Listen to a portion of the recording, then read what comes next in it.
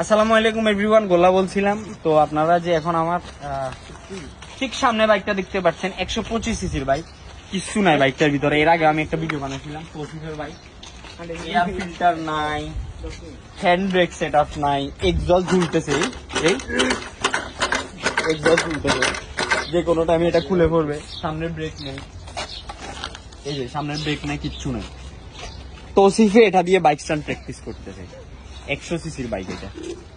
তো তৌসিফে যদি এই ভাঙ্গারি বাইক দিয়ে প্র্যাকটিস করতে পারে, আপনারা কেন পারবেন না? আমি আরেকটা লাইভ প্রুফ দেখাই। আমার পিছনে 80 সিসির একটা বাইক দেখতে পাচ্ছেন, এই বাইকটা, এটার মালিক হচ্ছে সিয়াম। সিয়াম এদিকে আসো। এখন তুমি কোথায় থেকে আসছো বাইক স্ট্যান্ড প্র্যাকটিস করার জন্য? 80 সিসির বাইকটা নিয়ে ছাগলনাইয়া থেকে আসছো।